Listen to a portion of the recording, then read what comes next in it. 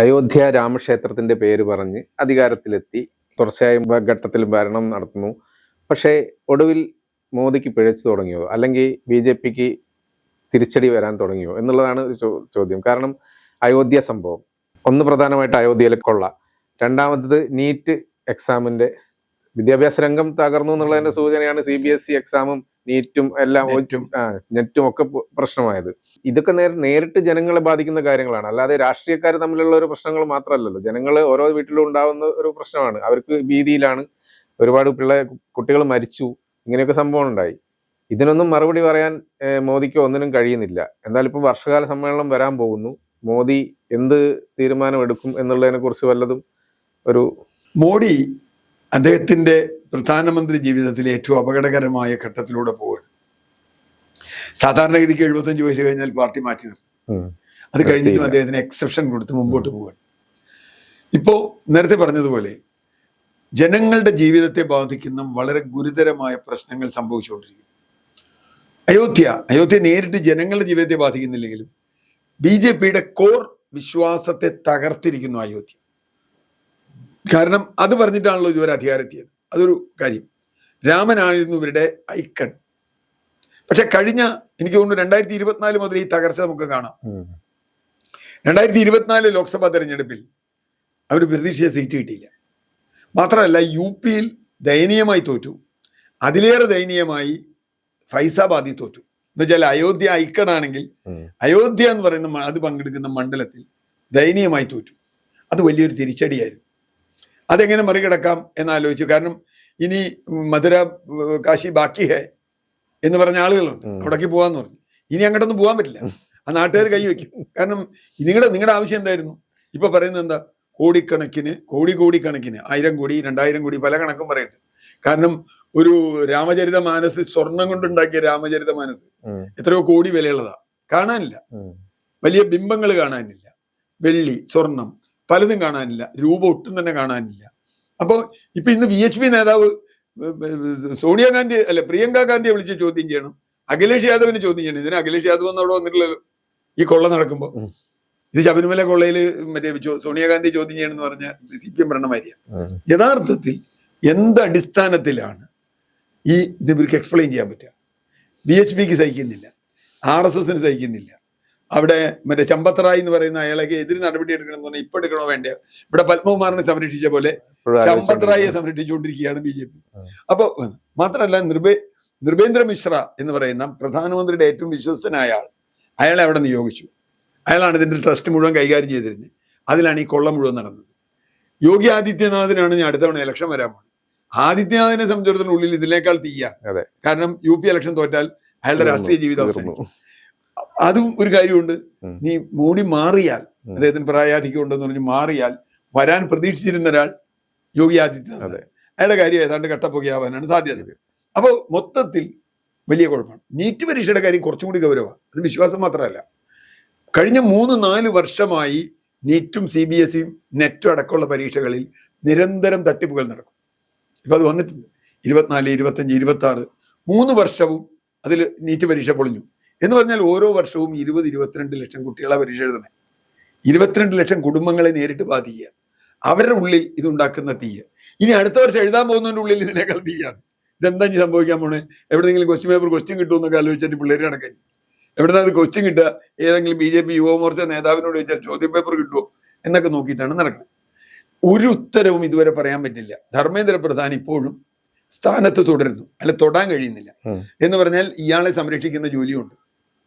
ഈ ജോലി, ഇത്തരത്തിലുള്ള ജോലികൾ നിരന്തരം ചെയ്യുന്നു, മറുവശത്ത് ചെയ്യുന്നു. ഇനി പാർലമെന്റ് സമ്മേളനം വരുമ്പോഴുള്ള ഒരു പ്രശ്നമുണ്ട്.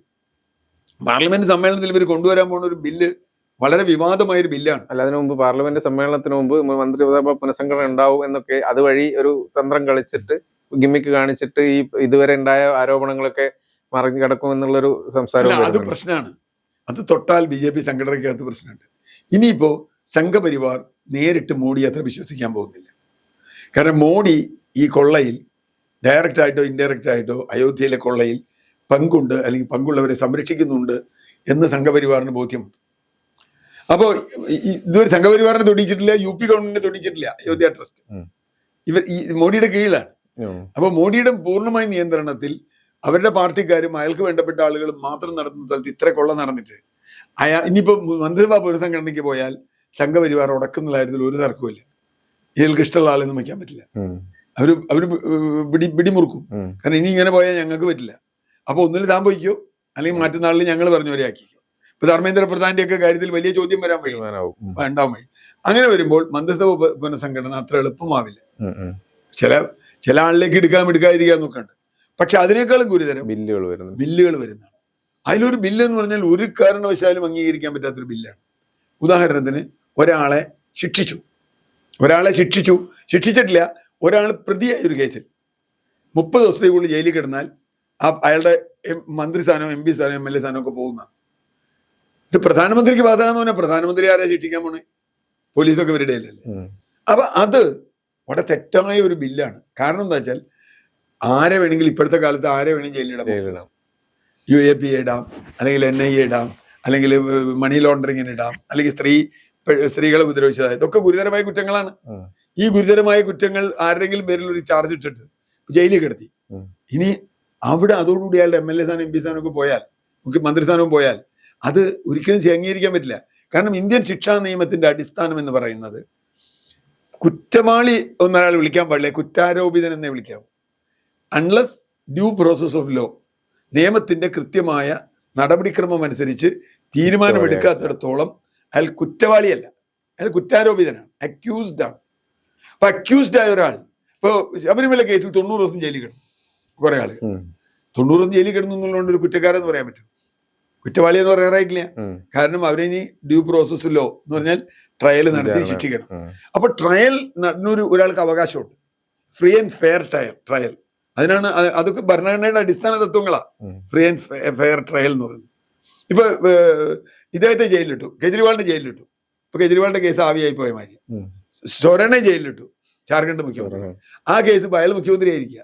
നാളെ വേണമെങ്കിൽ ആരെ വേണമെങ്കിലും, സതീശനെയോ DK ശിവകുമാറിനെയോ അല്ലെങ്കിൽ വിജയിയോ അല്ലെങ്കിൽ വേറെ ആരെങ്കിലുമോ, രേവന്ത് റെഡ്ഡിയോ, ഇവർക്ക് വേണ്ടാത്ത ഒരാളാണെങ്കിൽ അയാളുടെ പേരിൽ ഒരു കേസ് ചാർജ് ചെയ്ത് അയാൾ ജയിലിലിട്ട് അയാൾ മുഖ്യമന്ത്രി സ്ഥാനം പോലെ. അത് ശരിയല്ലല്ലോ. അങ്ങനെ ഒരു കേസ് ചാർജ് ചെയ്ത് ചെയ്യാൻ പാടില്ലല്ലോ. ഒരാൾ അക്യൂസ്ഡ് ആയാൽ അതുകൊണ്ട് മാത്രം ചെയ്യാൻ പാടില്ല. അങ്ങനെ ഒരു ബില്ലാണ് കൊണ്ടുവരാൻ പോണത്. ആ ബില്ല് എന്ന് പറഞ്ഞാൽ വലിയ തോതിൽ രാജ്യത്ത് അപകടമുണ്ടാക്കുന്ന ഒരു ബില്ലാണ്. അത് ജനാധിപത്യത്തെ അട്ടിമറിക്കുകയാണ്. ബില്ല് പാസ്സാകുമോ? 130 വകുപ്പാണ് മാറ്റാൻ പോണേ. അത് മാറ്റിക്കഴിഞ്ഞാൽ സുപ്രീം കോടതി എന്ത് നിലപാടെടുക്കുമെന്ന് ചോദ്യമുണ്ട്. അതുകൊണ്ടാണ് കോൺഗ്രസ് നേതാക്കന്മാർക്ക് സുപ്രീം കോടതിക്ക് ഒരു കത്ത് എഴുതിയത്. പിന്നെ ഇലക്ഷൻ കമ്മീഷൻ വിശ്വാസ്യതയില്ലാത്ത ഒന്നായിരിക്കുന്നു. EVM വിശ്വാസ്യതയില്ലാത്ത ഒന്നായിരിക്കുന്നു. SIR വിശ്വാസ്യതയില്ലാത്ത ഒന്നായിരിക്കുന്നു. ഇതൊക്കെ ആളുകൾക്ക് കുറേശ്ശെയായിട്ട് ബോധ്യപ്പെട്ടു വരികയാണ്. ഇതുകൂടാതെ മോദിയുടെ ഒരു പ്രധാന പ്രശ്നം, 2 സംസ്ഥാനത്ത് BJP ഭരിക്കുന്നിടത്ത് അഴിമതിയുടെ പ്രശ്നങ്ങൾ വന്നിട്ടുണ്ട് പല സംസ്ഥാനങ്ങളിലും. ഇപ്പൊ അഴിമതിയുടെ പ്രശ്നങ്ങൾ വരുന്നു. അതൊക്കെ മോദി കൊണ്ടുവന്ന ആൾക്കാരാണെന്ന് ശ്രദ്ധിക്കണം. മോദിയുടെ ആളുകളാണല്ലോ ഇപ്പൊ ഭരിക്കുന്നത്. അപ്പൊ ആ അർത്ഥത്തിൽ ഇതിനൊക്കെ മറുപടി പറയാതെ ഇനി മോദിക്ക് മുമ്പോട്ട് പോകാനാവില്ല.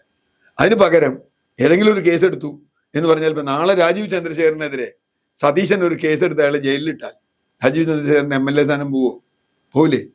30 ദിവസം ജയിലിട്ടാ പോരെ? കേസ് പിന്നെ 90 ദിവസം വരെ ജയിലിടാൻ കുറ്റപത്രം കൊടുക്കാം, സമയം മേടിക്കാം, കോടതിക്ക് കൊടുക്കാം. ഇയാൾ എങ്ങനെ ഉണ്ടെന്ന് പറഞ്ഞാൽ ഒരു പെൺകുട്ടി പരാതി കൊടുത്താൽ പോരെ, അല്ലെങ്കിൽ ഒരു അഴിമതി ആരോപണം വന്നാൽ പോരെ, അല്ലെങ്കിൽ വേറെ എന്തെങ്കിലും ഒരു സാധനം വന്നാൽ പോരെ. അപ്പൊ അതുകൊണ്ട് അത്തരം നിയമങ്ങൾ കൊണ്ടുവരുന്നതോടുകൂടി മോഡിയുടെ ഇപ്പോഴുള്ള പോപ്പുലാരിറ്റി പിന്നെയും താഴാനാണ് സാധ്യത എന്നാണ് ഞാൻ കാണുന്നത്.